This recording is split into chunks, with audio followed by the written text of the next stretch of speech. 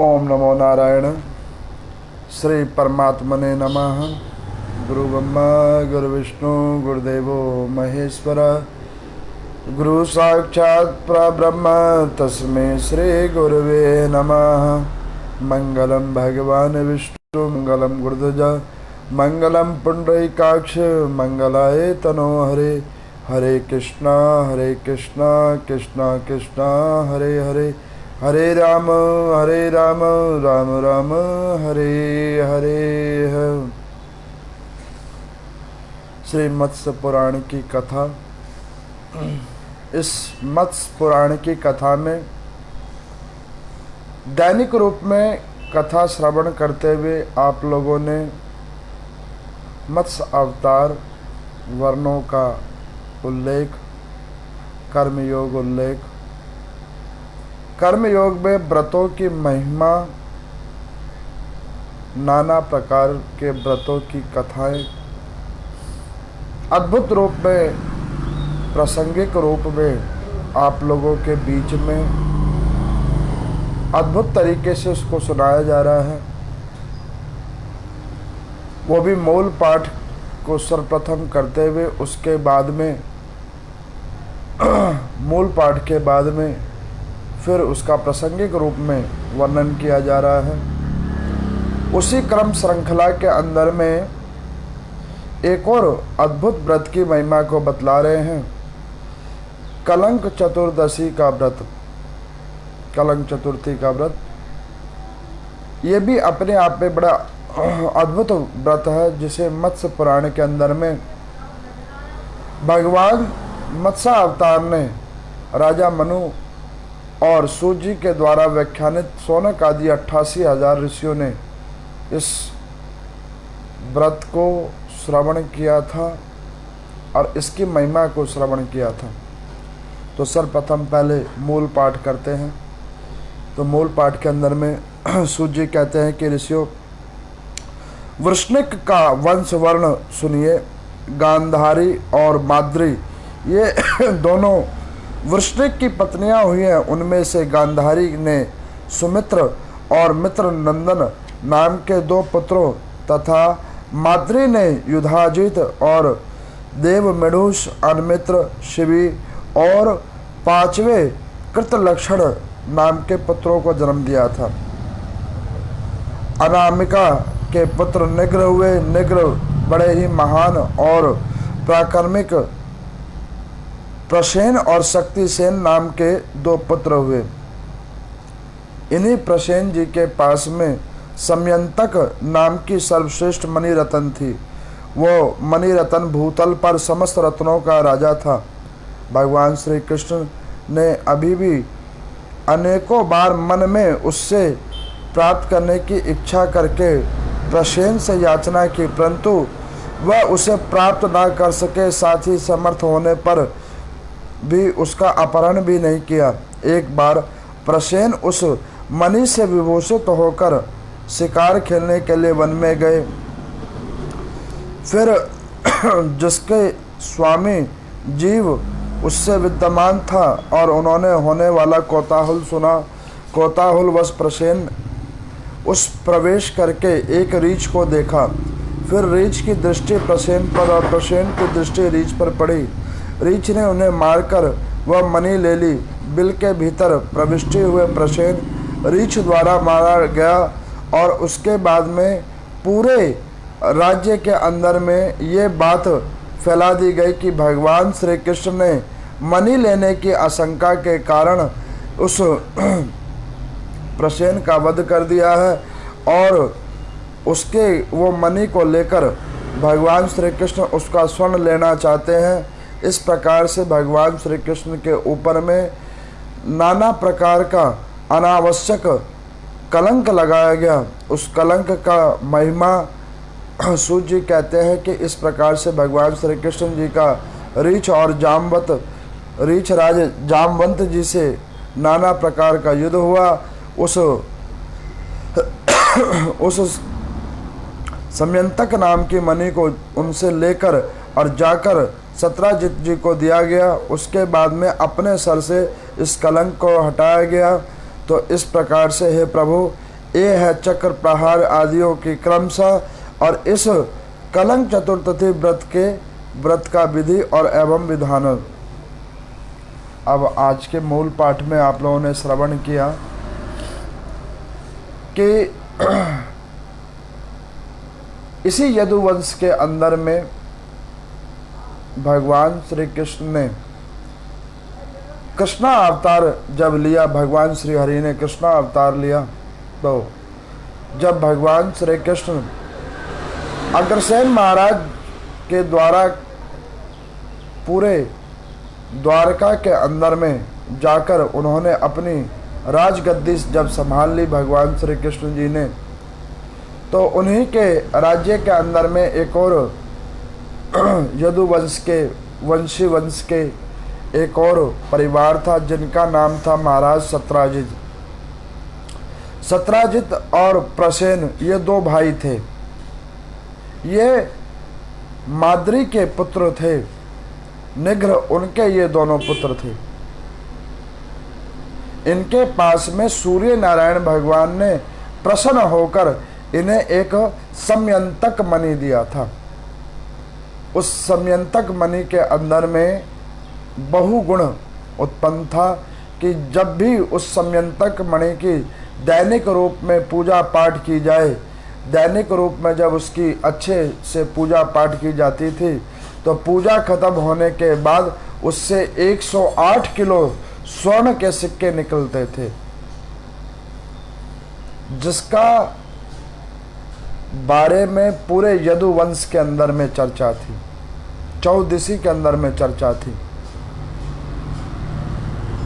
तो भगवान श्री कृष्ण ने सत्राजित जी को कई बार कहा कि देखिए सत्राजित जी, जब कोई धन जन कल्याण समाज कल्याण के लिए प्रयोग किया जाता है तो वो धन का सदुपयोग होता है, और उसका जब अपने ही ऊपर में अनावश्यक वस्तुओं के क्रय विक्रय के लिए जब प्रयोग किया जाता है तो उस धन का दुरुपयोग होता है।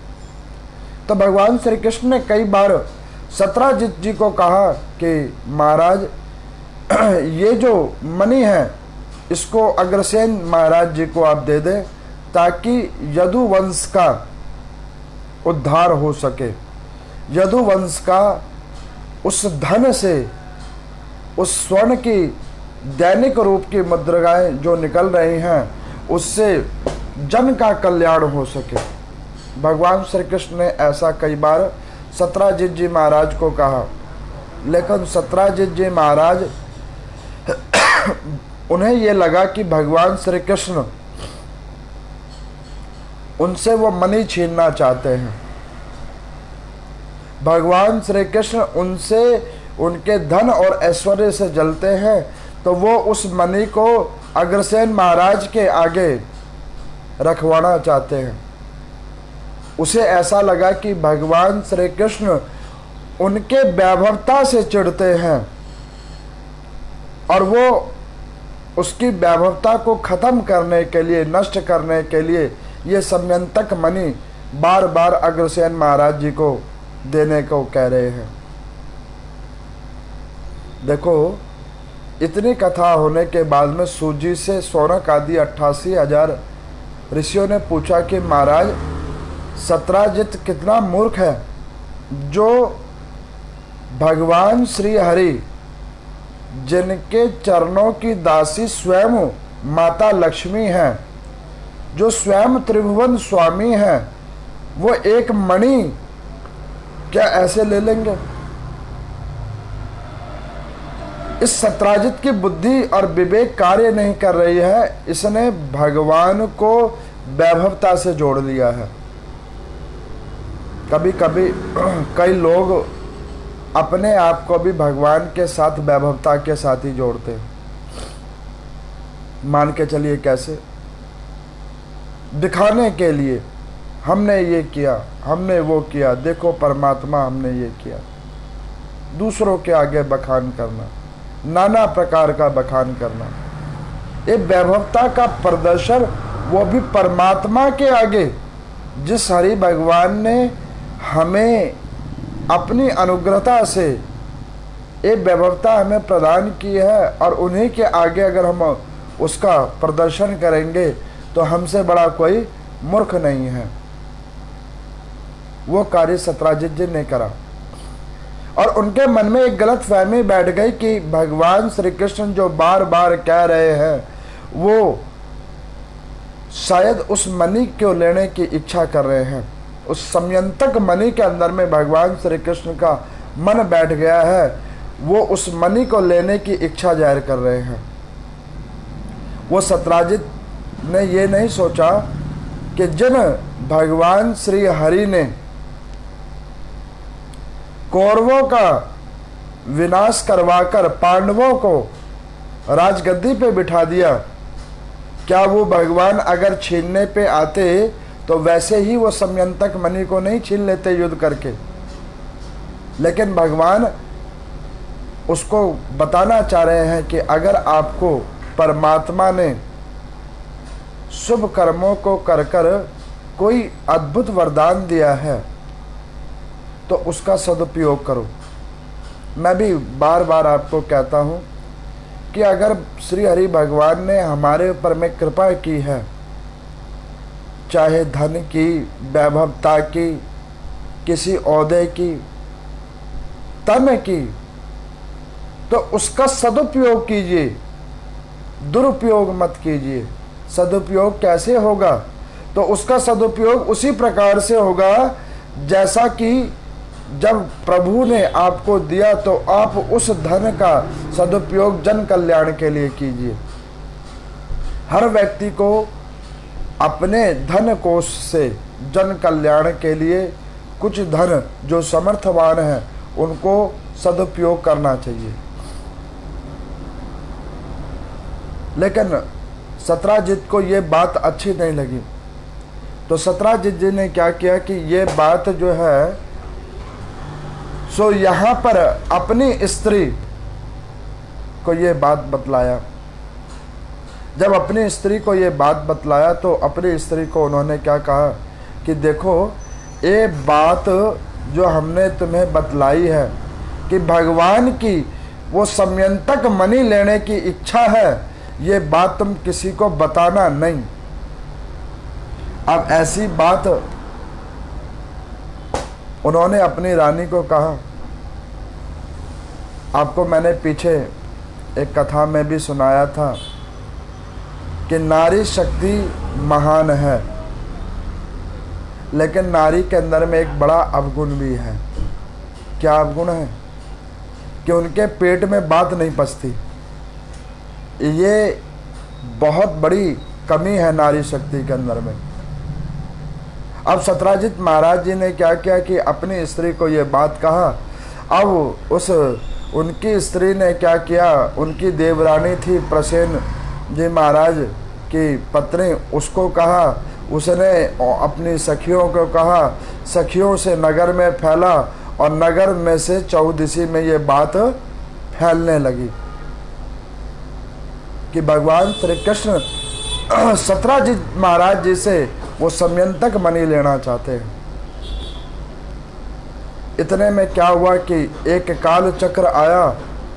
सत्राजित का भाई, छोटा भाई प्रसेन, उसने अपने भाई से कहा कि भैया हम शिकार खेलने जा रहे हैं तो ये समयंतक मणि को हम अपने गले में पहनकर जाएंगे जिससे हमारी शोभा बढ़ेगी।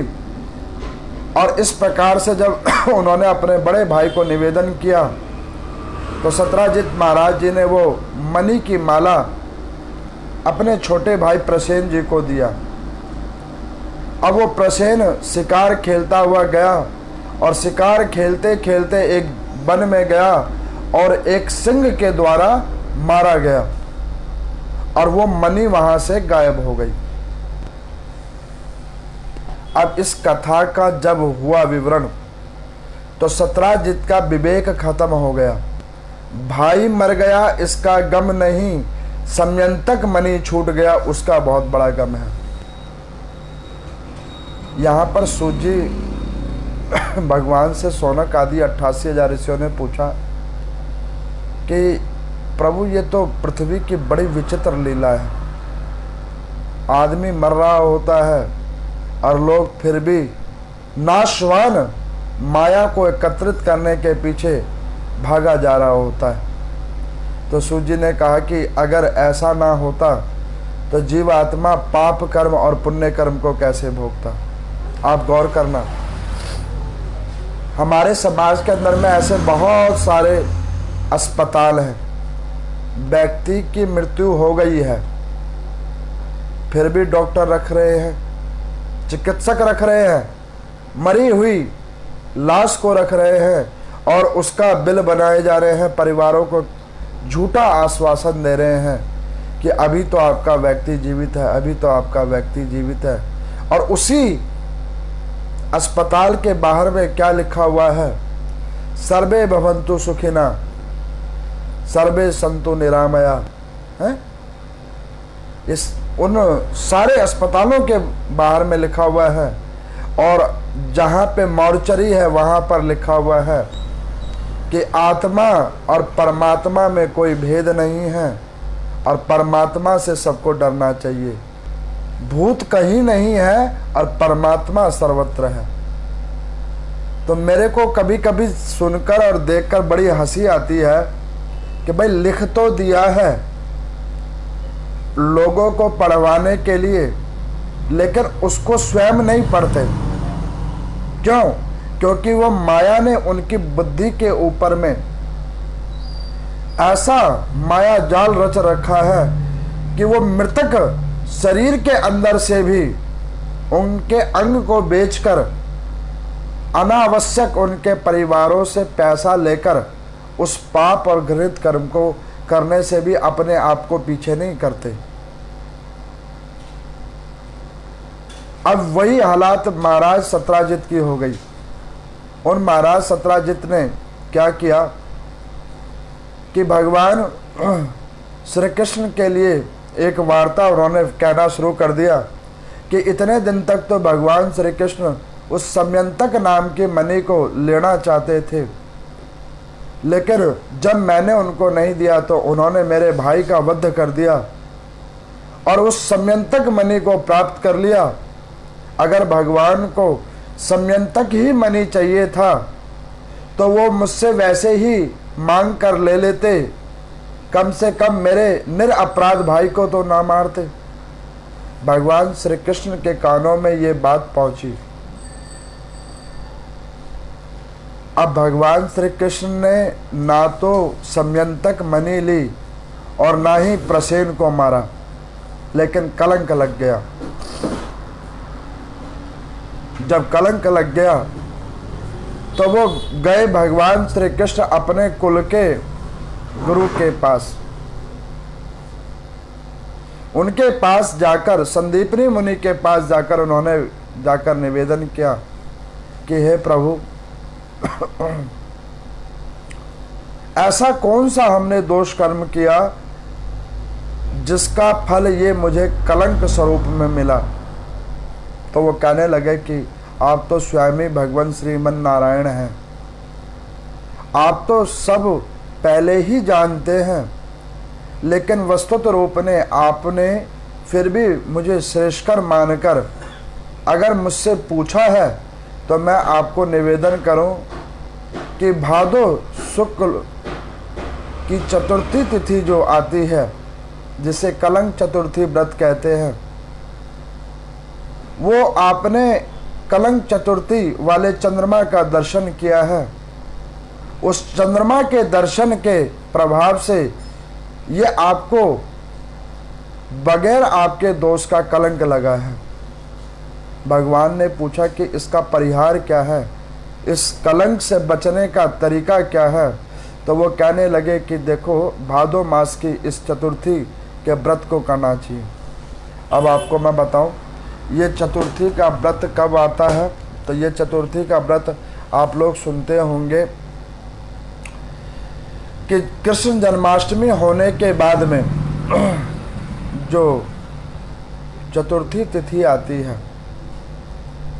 जिसमें गणेश भगवान की स्थापना करते हैं। आप लोग गणपति स्थापना करते हैं, मूर्ति बना के लेके आते हैं। जिस दिन स्थापना होती है उस दिन ही कलंक चतुर्थी का व्रत होता है। जैसे करवा चौथ का आप लोग व्रत रखते हैं, संकट चौथ का आप लोग व्रत रखते हैं गणेश भगवान का, उसी प्रकार से कलंक चतुर्थी का व्रत रखने का विधान है।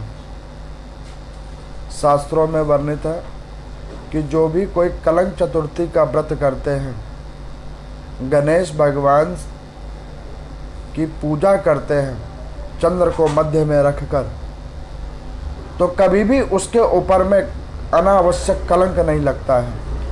जो भी कोई भादो शुक्ल चतुर्थी का चंद्र दर्शन भी कर लेता है अनजाने में, तो भी उसके ऊपर में ऐसा अनावश्यक कलंक नहीं लगता जो इस चतुर्थी का व्रत करते हैं। यह अपने आप में बहुत बड़ी चतुर्थी है, तिथि है, जिसमें गणेश भगवान का पूजन किया जाता है, वो भी चंद्र को साक्षी रखकर। अब इस प्रकार से भगवान श्री कृष्ण को जब ये बात पता लगी, भगवान ने संदीपनी मुनि से पूछा, इस व्रत को किया? भगवान श्री कृष्ण ने इस व्रत को स्वयं किया। उसके बाद में जाकर जन समाज को बताने के लिए इस व्रत को करने के बाद अब वो वही उसी वन के अंदर में गए जहां पर प्रसेन युद्ध करने के लिए गया था, शिकार खेलने के लिए गया था। जब भगवान श्री कृष्ण गए तो वहां पर उन्होंने क्या देखा कि वन के अंदर में एक जगह पर प्रसेन की मृत शरीर पड़ी हुई है और उसी की थोड़ी सी दूरी पर एक सिंह मरा हुआ पड़ा है, उसके नखों में रक्त लगा हुआ है और वही नखों के निशान प्रसेन के शरीर पे लगा हुआ है। तो भगवान श्री कृष्ण समझ गए कि सिंह ने प्रसेन को मारा, लेकिन समस्या अभी भी नहीं सुलझी क्योंकि समयंतक मणि वहां पर नहीं है और वहीं पे वो सिंह भी मारा गया है। इसका मतलब कि इस कार्य के अंदर में एक और व्यक्ति है जिसने इस क्रम में अपना भी एक भाग दिया है। सिंह ने प्रसेन को मारा और सिंह को किसी और ने मारा है और उस मणि को ले लिया है। भगवान ने देखा कि सिंह जहां पे मरे हुए थे उसकी थोड़ी दूर पर में खूनों के धब्बे एक गुफा के अंदर जा रहे थे। भगवान श्री कृष्ण उस गुफा के अंदर में प्रवेश करते हैं तो वहां पर एक क्या देखते हैं कि एक कन्या जो उस मणि के साथ खेल रही है। जब भगवान श्री कृष्ण ने ऐसा देखा कि एक कन्या उस मणि के साथ खेल रही हैं तो भगवान श्री कृष्ण ने उस कन्या को कहा कि देवी ये मणि हमें दे दो, इस मणि को आप हमें दे दो। तो वो कन्या अनजाने पुरुष को देखकर भागती हुई उस गुफा के और अंदर गई और अपने पिता को जाकर उसने बोला और उस गुफा के अंदर से एक भयंकर ध्वनि करते हुए एक रीछ रूपी मानव बाहर निकला जिनका नाम जामवंत जी हैं। अब उन जामवंत जी महाराज आए बाहर, भगवान श्री कृष्ण से बहुत देर तक मल्ल युद्ध हुआ और इतना अद्भुत मल्ल युद्ध हुआ कि भगवान श्री कृष्ण ने जामवंत जी को कई बार पटक पटक के मारा। जब जामवंत जी के शरीर की सारी नसें ढीली हो गई तब जाकर उन्होंने वो मणि भगवान श्री कृष्ण को दे दिया। अब यहाँ पर सूत जी से 88,000 ऋषियों ने पूछा कि प्रभु ये जामवंत तो वही है ना जो त्रेता अवतार के अंदर में, त्रेता युग के अंदर में भगवान श्री राम की रावण के साथ युद्ध में मदद की थी, ये वही जामवंत जी तो हैं। तो सूत जी कहने लगे कि बिल्कुल ये वही जामवंत जी हैं।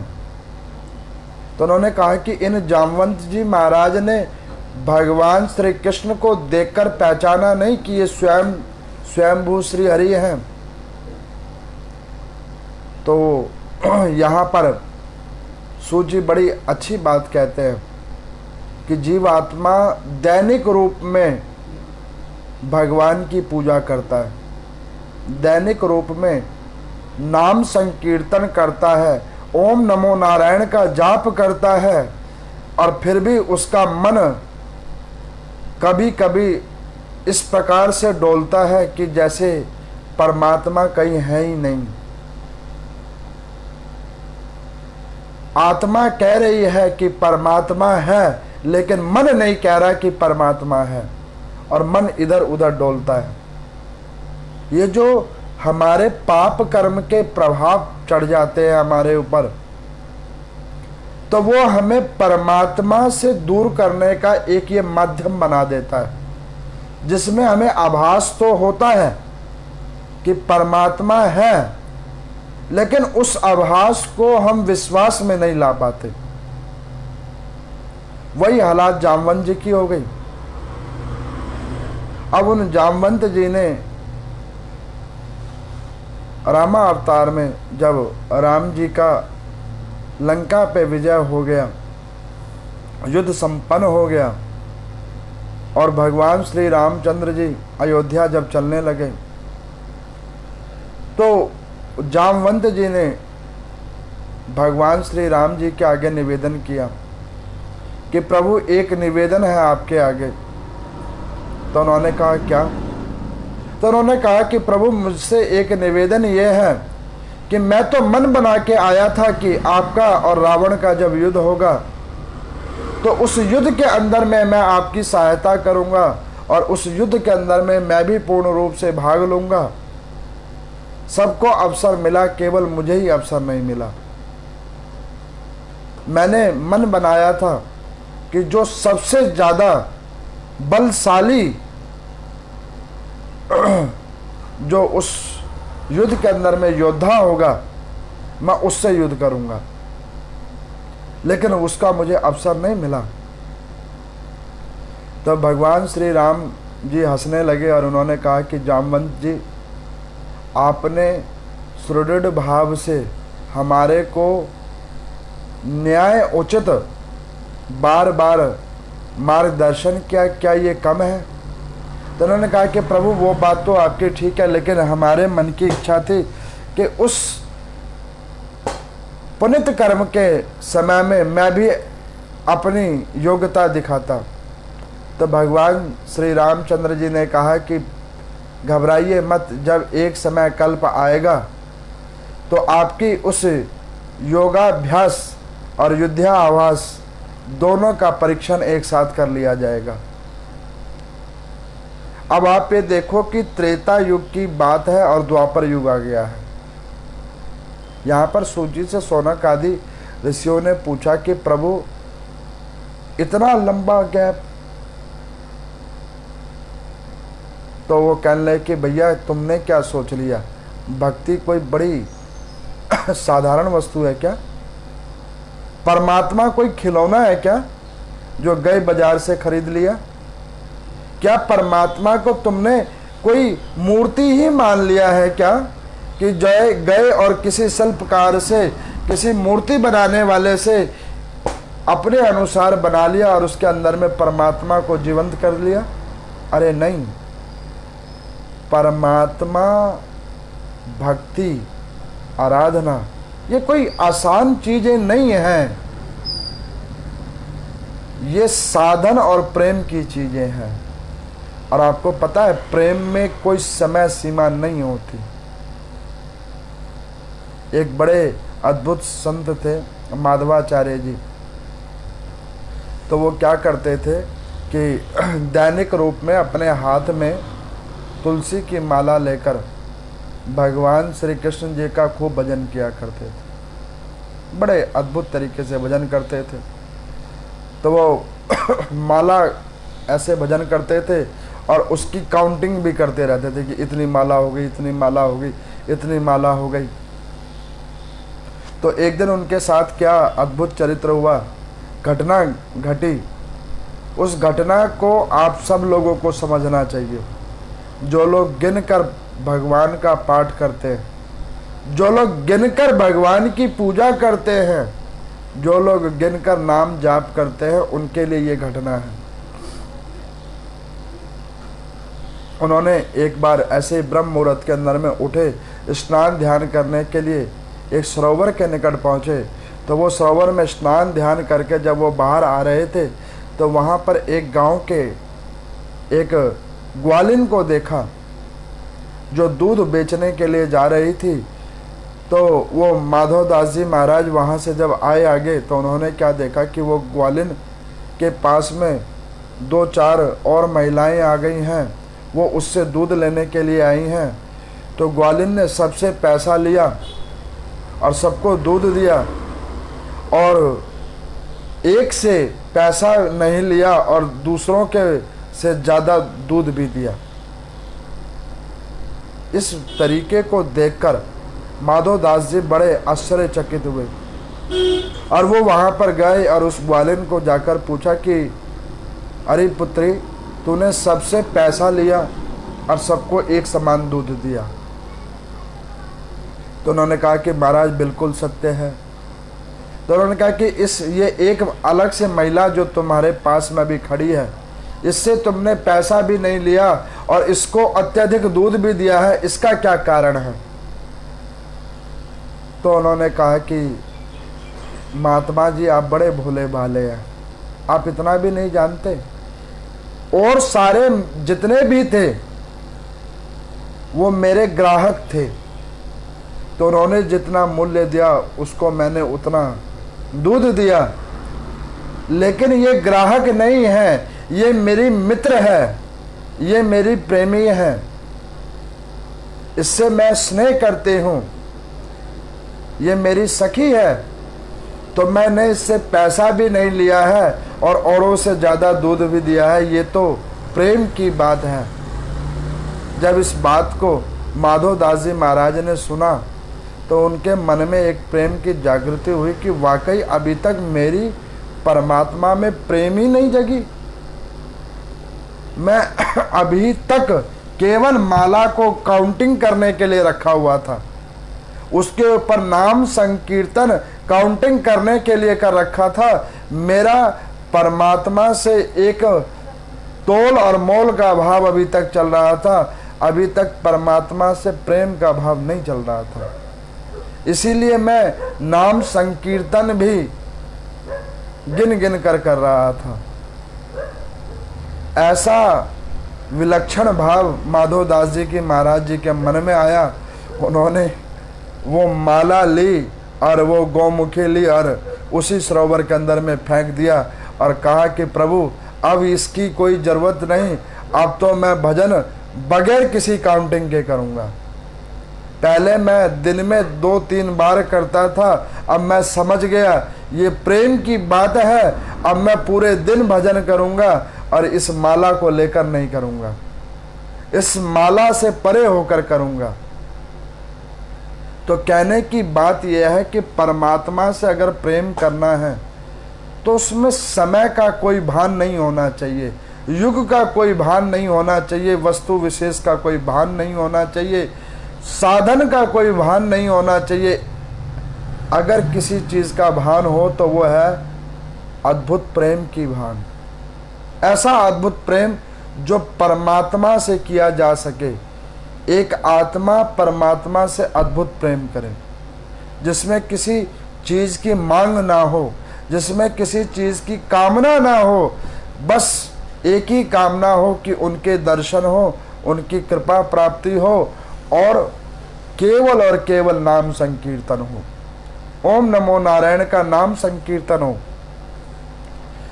अब उन जामवंत जी ने भगवान श्री कृष्ण जी से जब युद्ध किया, खूब मार खाई, नाना प्रकार की मार खा लेने के बाद जब जामवंत जी के सारे नस नस ढीले हो गए, तब उन्हें समझ में आ गया कि मेरी इन नसों की अगर कोई शक्ति निकालने वाला है तो वो केवल और केवल परम पिता ही है, क्योंकि जामवंत जी ब्रह्मा जी के ओजस पुत्र हैं। ब्रह्म देवता ने इन्हें वरदान दिया हुआ है कि परमात्मा के सिवा और कोई पृथ्वी लोक पे तुम्हें निढाल नहीं कर सकता। अब जब इस प्रकार से सूत जी व्याख्यान करने लगे तो शौनक आदि 88,000 ऋषियों ने पूछा कि ये तो बड़ी अद्भुत बात आप बतला रहे हैं। कहने लगे क्या? कि रामा अवतार के अंदर में ऐसे कई योद्धा थे भगवान श्री रामचंद्र जी के पास में, जो अकेले ही रावण को पछाड़ देते और माता सीता को वहां से ले आते, कई दुष्टों का स्वयं ही संहार कर देते। ऐसे अद्भुत योद्धा थे। उन योद्धाओं की श्रृंखला में आपको मैं बतलाऊं, सर्वप्रथम हनुमान जी थे। हनुमान जी के अंदर में ऐसी अद्भुत शक्ति थी जिन्हें ना तो कोई शस्त्र बांध सकता था, ना कोई अस्त्र उनका अंदर में भेदन कर सकता था। स्वयं रुद्र भगवान वहां पे बीच में थे। केवल हनुमान जी ही अगर चाहते तो उस युद्ध का विश्राम वो अकेले कुछ क्षणों में कर देते। उसके बाद में ये जामवंत जी थे, जिनकी अपनी शक्ति इतनी अपार थी कि अगर वो चाहते तो वो रावण का प्रणांत वो स्वयं कर सकते थे। लेकिन उसके बावजूद ना हनुमान जी ने कुछ किया, ना जामवंत जी ने कुछ किया। अरे जिन्होंने पृथ्वी का भार सहन कर रखा है, ऐसे लक्ष्मण जी ने भी कुछ नहीं किया। उसका कारण जानते हो? उसका कारण ये है कि परमात्मा ने जो आपको शक्ति दी है, कोई वैभवता दी है, साधन दिया है, तो उसका सदुपयोग करो परमात्मा और जन कल्याण को बीच में लेकर, ना कि दुरुपयोग करो अपनी वैभवता का प्रदर्शन कर कर। उसके बहुत बड़े ये एग्जाम्पल हैं ये तीन, लक्ष्मण जी, हनुमान जी और जामवंत जी। इन तीनों में से कोई भी एक भी व्यक्ति अगर चाहता और अपना प्रलय रूप ले लेता तो वो युद्ध को वहीं पे संपन्न कर सकते थे। इन तीनों के पास में इतनी अद्भुत शक्तियां थी। तो इतनी कथा जब सुनाने लगे तो यहां पर जब जामवंत जी ने भगवान श्री कृष्ण से युद्ध में पराजय जब प्राप्त की, तब उन्हें ध्यान हो गया और भगवान श्री कृष्ण जी का हंसता हुआ मुख जब देखा तो उन्हें श्री रामचंद्र जी के दर्शन भगवान श्री कृष्ण के अंदर में हुए और उन्होंने जाकर भगवान श्री कृष्ण के चरण पकड़े। उन्होंने कहा कि प्रभु, आज मेरे को पूर्ण रूप से विश्वास हो गया कि परमात्मा दयालु भी है। श्री कृष्ण जी हंसकर कहने लगे कि क्यों जामवंत जी, हमने तो आपकी पिटाई की है और आपको दया का भाव मन में आ रहा है। उन्होंने कहा कि नहीं परमात्मा, आज मुझे पता लग गया कि परमात्मा पूर्ण रूप से दयालु है। तो उन्होंने कहा वो कैसे? तो कहने लगे कि देखो, अभी तक मैं ये सोचता था कि परमात्मा केवल ग्रंथों के अंदर, संतों की वाणी के अंदर में कृपा दृष्टि करते थे, लेकिन मैंने तो आज प्रत्यक्ष देख लिया। एक पशु की जाति में मैं रीछ योनि में था, मैंने एक आपके आगे विनय किया था और उस विनय को पूर्ण करने के लिए परमात्मा आपने कृष्ण अवतार ले लिया और मेरी की गई विनय को पूर्ण करने के लिए आप इस जगह तक आ गए और मेरे ऊपर में पूर्ण रूप से कृपा की है आपने। यहाँ पर सूत जी भगवान से शौनक आदि 88,000 ऋषियों ने कहा कि भाई परमात्मा वाकई बड़े दयालु है, आप भजन करके तो देखो। कब मांगा था कब आकर दे रहे हैं, लेकिन दिया जरूर है। आस रखो परमात्मा में। संसार के लोगों में आस मत रखो, परमात्मा में आस रखो, जो कभी आपको निराश नहीं होने देंगे। अब इस प्रकार से जब जामवंत जी भगवान श्री कृष्ण से हार गए,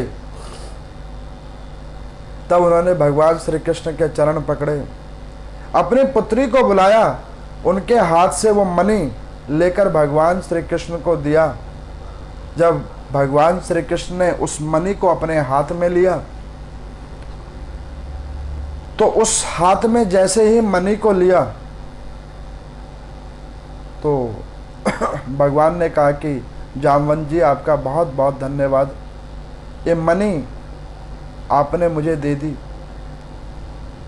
तो वो जामवंत जी कहने लगे कि प्रभु, एक बार आपने मुझ पर रामा अवतार में कृपा की थी, मुझे आश्वासन दिया था, उस आश्वासन को पूर्ण करने के लिए कृष्णा अवतार में आपने आकर मेरे ऊपर में अद्भुत कृपा की है और आज मुझे अपना अनुग्रह और दर्शन दिया है।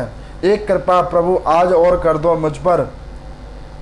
मेरे इस शरीर का इस पृथ्वी लोक के ऊपर में आने का कार्य संपन्न हो गया। अब अगर आप कृपा करो तो ये मेरी पुत्री है जाम्बवती, इसको आप ग्रहण कर लो, इसका आप वर्ण कर लो। भगवान श्री कृष्ण ने कहा कि भैया हमें तो सिर्फ मणि चाहिए, मणि को ग्रहण करने वाली कन्या नहीं चाहिए। तो जामवंत जी ने जाकर भगवान श्री कृष्ण के जब चरण पकड़ लिए तो भगवान श्री कृष्ण ने कहा कि ठीक है। प्रश्नोचित होकर भगवान श्री कृष्ण ने जामवती जी का हाथ पकड़ा है और 8 पटरानियों में एक पटरानी बनाया है और अपने द्वारकापुरी उनको लेके आए हैं। घर पे जामवती जी को छोड़ा है और आगे सत्राजित महाराज जी के पास जब भगवान श्री कृष्ण वन के अंदर गए थे तो यदुकुल के कई और महानुभावों को साथ लेके गए थे, जिन्होंने सत्राजित महाराज को बतलाया कि आपने भगवान श्री कृष्ण के ऊपर में झूठा आरोप लगाया, झूठा कलंक लगवाया अपने परमात्मा के ऊपर में कि परमात्मा ने चोरी की है और ऊपर से तुम्हारे भाई का वध किया है। यह झूठा आरोप जो तुमने परमात्मा के ऊपर लगाया, इस घृणित कर्म का तुम्हें दंड मिलना चाहिए। जब ये बात सुना सत्राजित ने बहुत लोगों के मुख से, तो सत्राजित महाराज बड़े मन से डगमगा गए।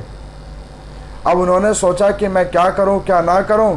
वो उतरे अपनी जगह से और भगवान श्री कृष्ण के चरण पकड़े और उन्होंने कहा कि महाराज, अब ये मणि मुझे नहीं चाहिए।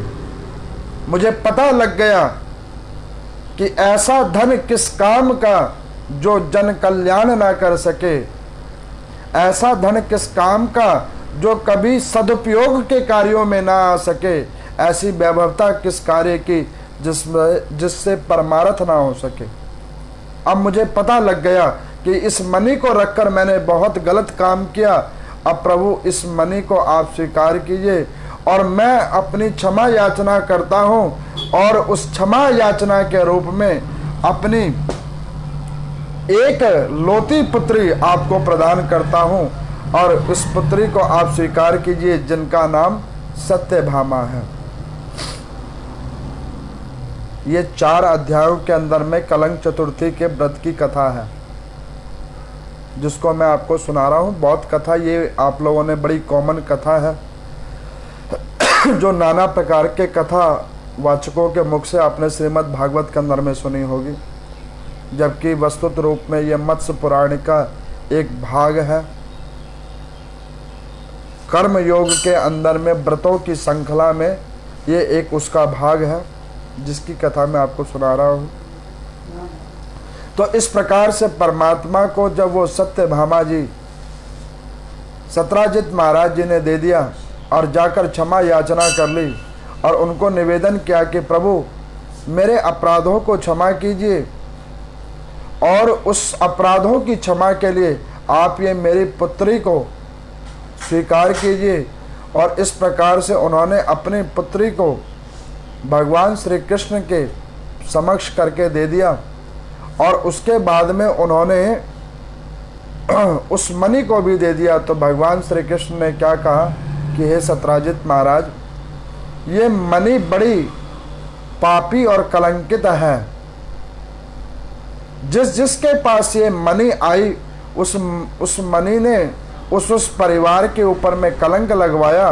तो इस मणि को आप ही अपने पास रखो वस्तुत रूप में, लेकिन उस मणि से जो धन कोष निकलता है उसको जन कल्याण के लिए आप महाराज अग्रसेन को दे दो, तभी हम आपकी पुत्री से विवाह करेंगे। तो यहाँ पर सूत जी भगवान से 88,000 शौनक आदि ऋषियों ने पूछा कि प्रभु ने ऐसी बात क्यों कही। तो कहने लगे कि इसके पीछे एक बड़ी अद्भुत वार्ता है। तो कहने लगे कि क्या वार्ता है? वो कहने लगे कि देखो, परमात्मा ने हर जीवात्मा को मानव शरीर एक बार देते हैं। एक बार वो शरीर मिलता है 84 लाख योनियों को भोगने के बाद, कि इस अंतिम योनि के अंदर में आकर जीवात्मा इस शरीर से भगवान का भजन करके, तन से परमार्थ करके, जन सेवा करके, अपने किए गए पूर्व जन्म के पाप कर्मों को कटित करके मोक्ष की प्राप्ति करे। और उसके बाद भी अगर जब वो जीवात्मा इसका सदुपयोग ना करके दुरुपयोग करता है, तो परमात्मा कहते हैं कि तुमने उस मानव शरीर को कलंकित कर दिया। जो हमने दिया तो तुम्हें था जन कल्याण के लिए, जनमानस कल्याण के लिए, लेकिन तुमने उसका सदुपयोग नहीं किया, तुमने उसका दुरुपयोग किया। वस्तुत रूप में इस मानव शरीर का दुरुपयोग किया है, तो उसके फलस्वरूप अब पृथ्वी लोक के ऊपर में नाना प्रकार की योनियों में आते और जाते रहो। उसी प्रकार से सत्राजित महाराज जी ने कहा कि ठीक है प्रभु, अब इस मणि की पूजा आराधना मैं करूंगा, लेकिन इससे जो धन निकलेगा उसका जन कल्याण होगा, और उस जन कल्याण में मेरा भी कल्याण होगा। भगवान श्री कृष्ण सत्यभामा जी को भी लेकर अपने महल में आ गए। मेरे को एक बार किसी श्रद्धालु ने पूछा कि पंडित जी, आपने कभी भागवत नहीं सुनाई। मैं क्यों, भागवत में ऐसा क्या है जो आपको भागवत ही सुननी है मेरे मुंह से? कहने कि नहीं, भागवत में तो और तो सब कुछ ठीक है, लेकिन उस भागवत में एक बात हमको पूछना है कि भगवान श्री कृष्ण जी की 16,108 रानियां थी। तो इतनों के साथ भगवान शांति से कैसे रहते थे, ये हमें पूछना है। तो मैंने उनको कहा कि भागवत भी सुनना था इसीलिए, ऐसे ही मूर्खों वाले प्रश्न के लिए, कि भगवान की इतनी रानियां थी तो उनके साथ वो कैसे रहते थे। तो कहने लगे कि नहीं पंडित जी, हम तो वैसे पूछ रहे हैं कि ऐसा कैसे होता था। तो मैंने उनको बोला कि भैया एक बात बतलाएं। कहने लगे क्या? आप सिगरेट पीते हो? तो कहने लगे कि हाँ पीते हैं, सिगरेट तो पीते हैं। अच्छा एक चीज़ बताओ कि सिगरेट पीने से क्या लाभ है? तो कहने लगे कि पंडित जी आप कैसी बात करते हैं कि सिगरेट पीने से कोई लाभ होता है? सिगरेट पीने से तो हानि ही हानि होती है। अब आदत हो गई है, क्या करें, पीते हैं। तो मैंने कहा कि सिगरेट पीने से हानि होती है, तो क्या हानि होती है? तो कह लगे कि पंडित जी आप तो कुछ इस प्रकार से पूछ रहे हो कि जैसे आपको कुछ पता ही नहीं है। सिगरेट पीने से शरीर के सारे अंग खराब होते हैं। मैंने कहा फिर भी आप पी रहे हो? कहने लगे बिल्कुल पी रहे हैं। क्यों? तो आदत हो गई है, शरीर को उसकी लत हो गई है। तो मैंने उनको कहा कि भैया यही भगवान श्री कृष्ण की है। 16,108 रानियों को उन्होंने रख रखा है। रानियों को रखना, भक्तों को आश्रय देना, ये उनकी आदत बन चुकी है, लत बन चुकी है। और जहाँ पर किसी चीज़ की जब लत बन जाती है तो उसका फिर परमात्मा दुर्गुण नहीं देखता है, उसका सद्गुण देखता है। यही श्रीमद् भागवत गीता का और भागवत का मूल सार है कि यहाँ पर परमात्मा ने उन 16,108 रानियों को संसारिक रूप में दिखाने का तो प्रयास किया है, वास्तविक रूप में वो सारी वैष्णवे जन हैं, वो सारे परमात्मा की अनन्य अनन्य भक्त हैं, जो कई वर्षों से, कई जीवन से, कई युगों से परमात्मा का सानिध्यता प्राप्त करना चाहते थे। उनको प्रभु ने द्वापर युग के अंदर में, कृष्णा अवतार के अंदर में जाकर उनको सानिध्यता प्राप्त की है। कल की तो मैंने कथा इसी के ऊपर ही तो सुनाया था, पन्ने स्त्री व्रत की कथा जब मैंने सुनाई थी कि अग्नि की वो कन्याएं थीं जिनको अग्नि नारायण भगवान ने श्राप दिया था, पर उन्होंने एक ऋषि के चरण पकड़े थे और उन्होंने ये बतलाया था कि कृष्णा अवतार में तुम भगवान श्री हरि को प्राप्त होगी। तो मैंने उन व्यक्ति को बतलाया कि भैया तुम्हारे जो विचार हैं उस विचार का यही उत्तर है। तो कहने कि पंडित जी फिर तो इस हिसाब से अगर कहीं गृहस्थ आश्रम में सुगमता चाहिए तो सुगमता का क्या तरीका है। तो मैंने उनको बतलाया कि अगर आपको अपने गृहस्थ आश्रम के अंदर में सुगमता चाहिए, वैभवता चाहिए, तो उसमें भगवान को मध्य में लो, नाम संकीर्तन को मध्य में लो, गुरु की दी गई दीक्षा को मध्य में लो और खूब भजन करो, खूब पूजन करो, खुद भी करो, परिवार को भी अग्रसर करो। जब आप इस प्रकार से करोगे तो आपका जीवन वैसे ही सुगम हो जाएगा। यही मत्स्य पुराण की कथा का मूल तत्व सार है। इस पुराण की कथा का मूल तत्व सार केवल और केवल यही है। तो इस प्रकार से मैंने आप लोगों को कलंक चतुर्थी का व्रत जो मत्स्य पुराण के अंदर में वर्णित था उसकी कथा मैंने आपको सुनाई है, सार तत्व आपको सुनाया है। तो उस सार तत्व को मन में ध्यान करके, चिंतन करके श्री हरि भगवान का खूब भजन कीजिए, कीर्तन कीजिए, जिससे आपका और आपके कुल परिवार का, कुल समाज का कल्याण होगा और परम पद की प्राप्ति होगी। ओम नमो नारायण।